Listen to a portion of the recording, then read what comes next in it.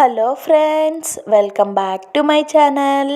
ఈరోజు మన ఛానల్లో కేవలం కప్పు జొన్న రవ్వతో అప్పటికప్పుడు ఇన్స్టెంట్గా ఇలా హెల్తీగా బ్రేక్ఫాస్ట్ చేయండి. 10 నుంచి 15 నిమిషాలు టైం పడుతుందండి. చాలా హెల్తీగా ప్రిపేర్ చేసేసుకోవచ్చు. ప్రాసెస్ కూడా చాలా సింపుల్ అండి.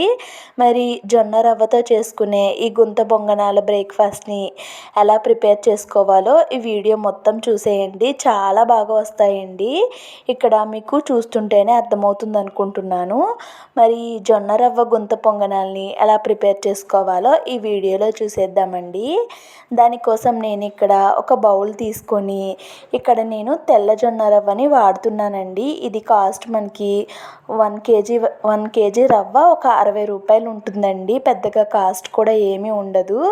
బయట మార్కెట్లో అవైలబుల్గా ఉంటుంది. దాన్ని నేను ఇక్కడ ఒక కప్తో ఒక కప్పు జొన్న రవ్వని తీసుకున్నానండి. తీసుకొని కొంచెం కొంచెం వాటర్ వేసుకుంటూ ఇక్కడ జొన్న రవ్వని ఒక 2-3 సార్లు అయినా క్లీన్ చేసుకోవాలండి. శుభ్రంగా 2-3 సార్లు క్లీన్ చేసిన తర్వాత ఇక్కడ మీకు నేను చూపిస్తున్నానండి. మనం ఏ కప్పుతో అయితే జొన్న రవ్వ వేసుకున్నామో అదే కప్తో ఒక కప్పు పెరుగు వేసుకున్నానండి. ఇప్పుడు ఆ పెరుగు వేసుకున్న దాంట్లోకి 1/2 కప్ అయితే వాటర్ వేసుకొని ఈ పెరుగు ఇంకా జొన్న రవ్వ వాటర్ కలిసే విధంగా కలిపేసుకొని మూత పెట్టి పక్కన పెట్టుకోవాలండి. మనం ఈ గుంత పొంగనాల్లోకి కొన్ని వెజ్జెస్ వేసుకుంటామండి. ఆ వెజ్జెస్ కట్ చేసే టైం వరకు ఇది నానితే సరిపోతుందండి. మరీ ఎక్కువసేపు నానాల్సిన పని లేదు. ఒక 5-6 నిమిషాలు టైం పడుతుందంతే. 5-6 నిమిషాల తర్వాత మీకు ఇక్కడ చూపిస్తున్నానండి. ఇదైతే నానింది కొంచెం.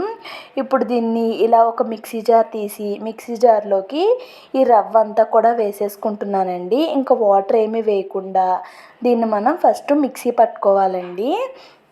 మనం పెరుగు ఇంకా కొంచెం వాటర్ వేసాం కాబట్టి అదైతే మరీ అంత మెత్తగా అయితే అవ్వదండి. రవ్వ అనేది కొంచెం అక్కడక్కడ బరుకుగా తగులుతూ ఉంటుంది మనకి. ఇప్పుడు దీంట్లోకి మనం ఏ కప్పుతో అయితే జొన్న రవ్వ తీసుకున్నామో అదే కప్తో ఒక కప్ వరకు గోధుమ పిండి వేసుకొని మనం మళ్ళీ మిక్సీ చేసేసుకోవాలండి. ఇంకా మనకి ఆ పెరుగులో ఉన్న వాటరే సరిపోతుందండి. ఇంకా మనం వాటర్ ఏమీ యాడ్ చేయాల్సిన పని ఉండదు.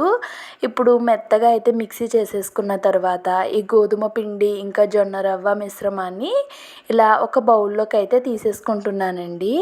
తీసేసుకొని దీనిపైన మూత పెట్టి పక్కన పెట్టేసుకుంటున్నానండి.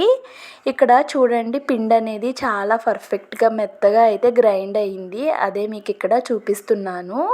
తర్వాత స్టవ్ వెలిగించి ఒక పాన్ పెట్టుకుంటున్నానండి. ఇక్కడ నేను కరిగించిన నెయ్యి ఒక 4-5 టేబుల్ స్పూన్లు అయితే వేసుకుంటున్నానండి. మీరు కావాలి అనుకుంటే ఆయిల్తో కూడా చేసుకోవచ్చండి. హెల్తీగా ప్రిపేర్ చేస్తున్నాను కాబట్టి నేను ఇక్కడ నెయ్యితో ప్రిపేర్ చేసుకుంటున్నానండి. ఇక్కడ నెయ్యి బాగా హీట్ అయిన తర్వాత 1 టేబుల్ స్పూన్ ఆవాలు, 1/2 టేబుల్ స్పూన్ మినప్పప్పు, తర్వాత జీలకర్ర అండ్ అలానే కొంచెం పచ్చిశనగపప్పు వేసుకున్నానండి. వేసి వీటిని కొంచెం లైట్గా అయితే ఫ్రై చేసుకున్నాను. ఇవి కొంచెం లైట్గా ఫ్రై అయిన తర్వాత మీడియం సైజులో ఉన్న ఒక ఆనియన్ని చిన్న పీసెస్గా కట్ చేసుకొని వేసుకున్నానండి. వీటిని కొంచెం ఫ్రై అవ్వనిచ్చాను. అవి కొంచెం ఫ్రై అయిన తర్వాత ఇందులోకి ఒక 2 పచ్చిమిర్చి వేసుకున్నానండి. వీటిని కూడా కొంచెం ఫ్రై చేసుకున్నాను. ఇవి ఫ్రై అయిన తర్వాత గ్రీన్ క్యాప్సికమ్ అండి. ఇక్కడ నేను క్యాప్సికమ్ని చిన్న పీసెస్గా కట్ చేసుకొని వేసుకుంటున్నాను. స్పైసీగా చాలా బాగుంటుందండి. తర్వాత ఒక కప్ వరకు క్యారెట్ కూడా తురుముకొని వేసుకున్నానండి. ఈ వెజ్జెస్ని మనం మరీ ఎక్కువసేపు ఫ్రై చేయాల్సిన పని లేదండి.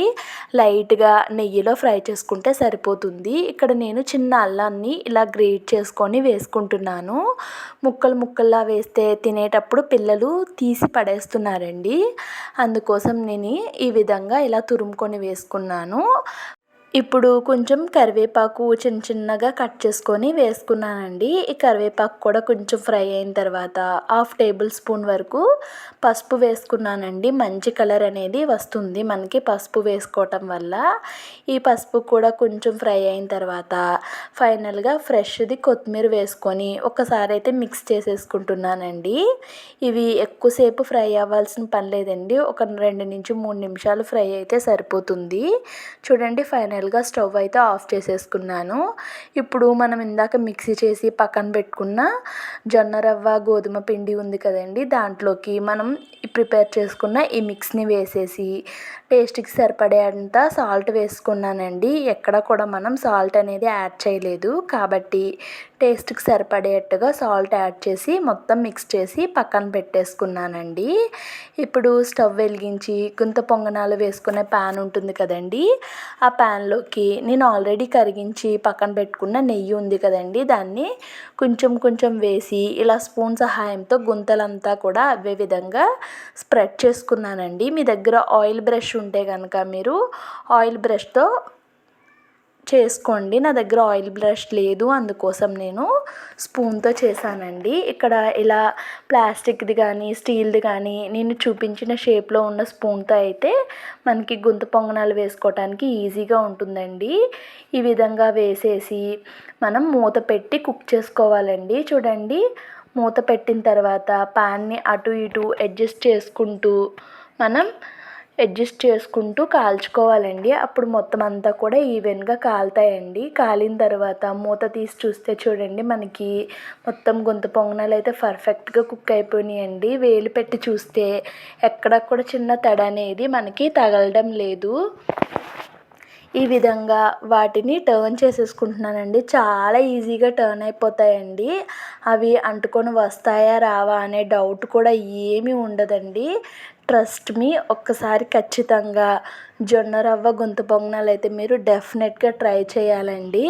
మన ఛానల్లో గుంత పొంగనాల రెసిపీ అనేది మంచి వైరల్ అయిందండి వీడియో. వాటి లింక్స్ కూడా నేను డిస్క్రిప్షన్లో ప్రొవైడ్ చేస్తాను.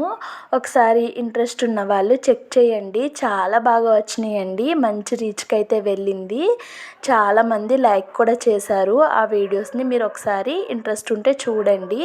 ఇక్కడ ఇదే ప్రాసెస్లో నేను మొత్తం గుంత పొంగనాలన్నీ కూడా ప్రిపేర్ చేసేసుకున్నానండి. చాలా ఈజీగా ప్రిపేర్ చేసేసుకోవచ్చు.